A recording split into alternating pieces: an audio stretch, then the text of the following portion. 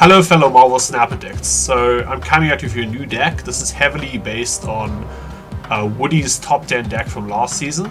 And what is this deck trying to do? Well, it's trying to leverage the power of Silver Surfer. You use your Silver Surfer to buff all your free cost cards by 2. That's a pretty relevant buff, especially when cards like Sebastian Shaw get more power whenever you buff them. 2 extra power here. And when you can play Wong to double up the Silver Surfer, when you can play Absorbing Man to play the Silver Surfer again. And in the ideal case, you're going to use Hope Summers, you're going to play Wong on it, and you're going to play Silver Surfer and Absorbing Man on the Wong. And you're going to generate a ton of power on your extra lanes. And what cards are good with that? Well, Brood is good, it makes more 3-drops, the little Broodlings. And they also get buffed, and Sebastian Shaw, like I said, gets extra buffs. Now the rest of the deck is more or less support for this. We have Forge to buff our Brood. We have Nova, which works with Killmonger to buff our other cards as well, buff our Shaw. But Killmonger is just independently good right now, because it kills the 1-drops. And guess which card is top of the metagame? Yep, it's Thanos. Thanos plays lots of really good 1-drops. You want to kill them. So Mobius is also good. Mobius helps you fight against Thanos again. Thanos plays Mockingjay, Mockingbird, whatever. That's a that's a Hunger Games reference for all you old people. So Mobius, pretty good. It also fights well against certain decks that try to go over you, like not Silver Surfer, but Silver Surfer negative, but all kinds of Mr. Negative decks. So this is a very good card right now in the metagame. It's becoming a bit less good as people are trying to build against it, but it's still really good right now. Now it's still not really considered cutting it. Hope gets you that energy like we just talked about. Just a phenomenal card from the last season. If you didn't pick this up, you made a mistake. It's really, really good. And it really enables you to do some bonkers stuff with Wong and Absorbing Man. Now Gladiator is a big dude and Baron Zemo is a big dude. So they sort of fill out the same slot. And these slots, these 4 slots are a little bit flexible. You can consider playing other tech cards.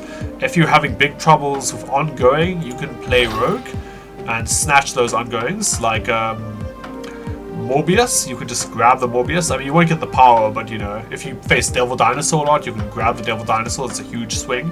Negasonic helps you fight against degenerate decks, because you're going to play this on turn 6 when you have priority and you're going to snipe one of their cards. So it's a really skill-intensive card. It can be a very good card. The problem is it's not really consistent overall. That's why I'm thinking of adding a Baron Zemo instead.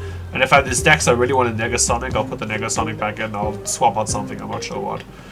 It's possible we can cut to the Nova and the Killmonger package at some point if the 1-drop decks or Thanos isn't good anymore, but that's not going to happen.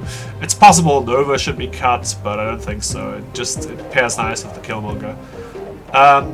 So Baron Zemo, how's this card been for me? He's been okay. I mean, you find a little thing, like you find a 1-drop, and that's a 3 power 7, 3 mana 7 power, my bad.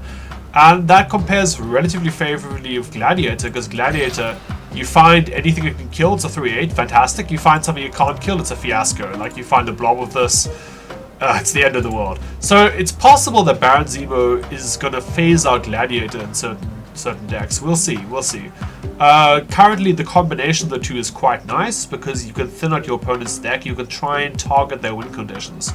So your opponent is playing a Phoenix Force deck. They really want to kill their little guys. You pull out another little guy, kills a different little guy, or you pull out. So that's what Gladiator could do. But Baron Zemo can pull out that guy and not kill it. So you play against Destroy, you pull out their Deadpool, they can no longer kill their Deadpool. So it's like Gladiator, it has some upsides some ways, some downsides, it fills up your board, which is not always great. But currently, I'm not sure which of these cards is better, which is a pretty good place for Baron Zemo to be, because Gladiator has been a pretty strong card. So yeah, this is the first Baron Zemo, the obvious home for Baron Zemo I choose. You could consider playing him in other Gladiator decks, so like Loki, Sarah. We'll see how it shapes up. Currently, I think Baron Zemo is a reasonable card, not overly exciting. You maybe just see this month how the metagame shakes up, and you don't have to buy him if you don't really want him. And just see if he ends up being played in a ton of decks or not, because in the first week everyone's going to play the new card and then people are going to realize if it's good or bad. So I think it's a reasonable card. but you could wait till the season pass. It's not like the spotlight caches where you have to pick them this week. So yeah, I think this is a pretty solid deck. It's a tested deck, and this is my choice for the best Baron Zemo deck starting out.